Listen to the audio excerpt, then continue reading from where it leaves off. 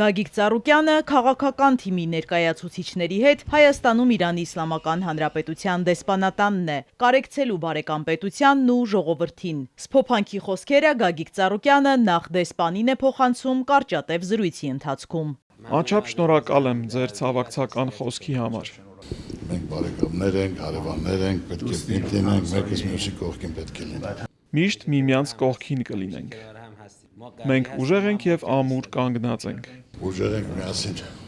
Շնորհակալություն, համեցեք։ Իրանի գերագույն հոգևոր առաջնորդի եւ ռազմաքաղաքական ղեկավարության մահը մեծ ցավ է ոչ միայն Իսլամական Հանրապետության համար։ Դեսպանատանը բացված սքոմատյանում Գագիկ Ծառուկյանը գրել է, որ դժվարին այս պահին իր ցավակցությունն ու զորակցությունն է հայտնել բոլոր զոհերի ընտանիքներին ու հարազատներին։ Նա վստահ է, որ Իրանի ժողովուրդը հաղթահարելու է այս բարդ փուլը եւ շարունակելու իր զարգացման ճանապարհը։ Արտակարգ եւ լիազոր դեսպան Արա Այվազյանն էլ գրառման մեջ նշել է, որ այս կորուստը մեծ հետևանքներ ունի ոչ միայն Իրանի, այլև ամբողջ տարածաշրջանի համար։ Հայաստանի ժողովուրդը մեծ վշտովի բացավ Իսլամական Հանրապետության գերագույն առաջնորդի եւ բազմաթիվ մարդկանց նահատակության մասին։ Իրանը միշտ եղել է մեր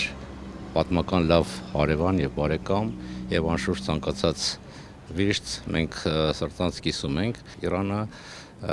մեր նորանկախ պատմության ընթացքում միշտ ունեցել է կայունացնող պետության դերակատարությունը եւ Ալի Խամենեի դերակատարությունը այստեղ նպաստը շատ մեծ է եղել, մենք դա չենք կարող մոռանալ։ Այն արհավիրքը, որը այսօր տեղի ունենում Իրանում, ինքը անմիջապես Հայաստանին էլ է հարվածում, որովհետեւ Իրանի անվտանգությունը Հայաստանի եւ առհասարակ Հարավային Կովկասի անբաժանելի այդպես անվտանգային ճարտարապետության չեմ ասի մասն է, ինքը հենց անմիջապես ֆունդամենտն է այդ ամենի։ Իրանի դեսպանատուն այցելած դիվանագետներն ու քաղաքական գործիչները հույս ունեն, որ բարեկամ երկիրը կհաղթահարի այս փորձությունը։ Իզաբելլա Հովհաննիսյան, Ալեքսանդր Կիրոյան, Սիմիկ Մայիլյան, Էպիկենտրոն։